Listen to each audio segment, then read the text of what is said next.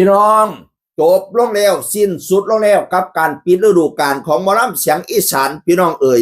คอยมาเห็นโพสต์ของศิลปินผู้หนึ่งคอยตะลึงตกใจศิลปินในค่ายของเสียงอีสานพี่น้องเอ๋ย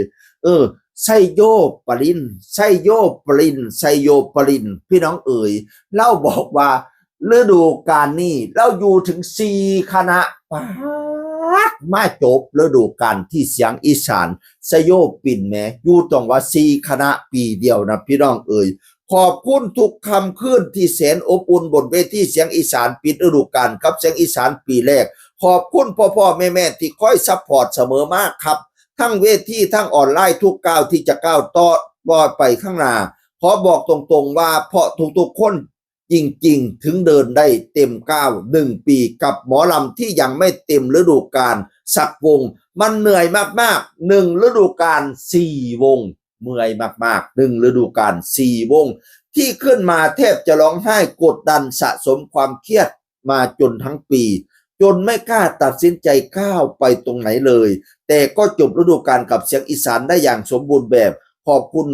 นักซัพพอร์ตทุกท่านขอบคุณจริงๆจากใจเด็กผู้ชายคนนี้วัชันวานะง่ายแต่ว่า4 คณะพี่น้องเอ๋ยก็เห็นเล่าโพดเคยโพดทอแท้อยู่บางคนกับประมาทชบประมาทระหว่างสิอยู่ได้จักน้ำมันสิไปได้จักน้ำอาชีพศิลปินมันสิได้เด่นได้ดีปานไหนพนาวานั่นแล้วก็เฮิดสู้เต็มที่ไปต้อง4 คณะพี่น้องเอ๋ยเริ่มต้นจากประกวดฟีนิกซ์เสียงอีสานเนาะตอนที่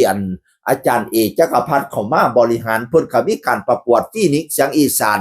1ในนั้นชโยปิ่นก็คือ1ใน10ที่ติด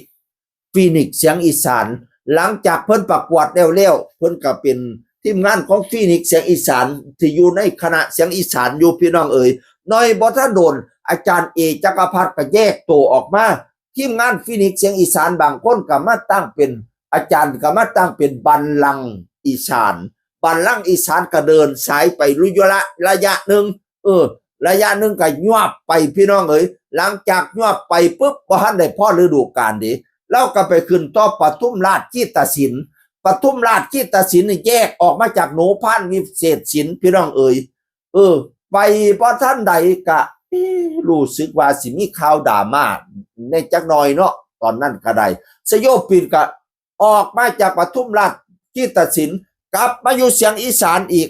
ก็มาสิ้นสุดที่เสียงอีสานในฤดูกาลนี้อย่างทุลักทุเลมีให้พ่อสมหวนสมควรมีให้ทั้งจิตทั้งใจมีให้ทั้งกายเนาะ1ฤดูกาล4 วงพะนะว่ามีผู้ใดทำสถิติทำซ้ำเล่าบ่พี่น้อง1ฤดูกาลไป4 คณะนี่ว้าเล่าว่าเราต้องอดทนเราต้องสู้ขนาดไหนพระชันบานว่าสิผ่านได้มาเป็นมือแต่ก็จบลงด้วยดีกับเวทีกับครอบครัวอันแสนอบอุ่นที่เสียงอีสานอีกมุมหนึ่งเด้อมักเด่นกล้ามถอดเสียออกนี่กล้ามเป็นมัดโซ่เสียโซ่ถอดเสียโซ่กันผู้สาวสำเร็จสำหน่อยซานี่เก่งกว่างนี่น้ำลายย่อยโยดพูดแล้วอ่อนช้อนมันรูปรอกล้ามไม่ชูอ่อนช้อนมาดูว่าฤดูกาลหน้าสยบปิ่นยังอยู่เสียงอีสานไหมหรือไปในรูปแบบใดพี่น้องเอ๋ยเป็นกำลังใจให้พระเอกหมอลำ1 ฤดูกาล4 คณะเด้อสยบปิ่นเสียงอื่นคนเก่าเว้าสู่ฟังสวัสดีครับ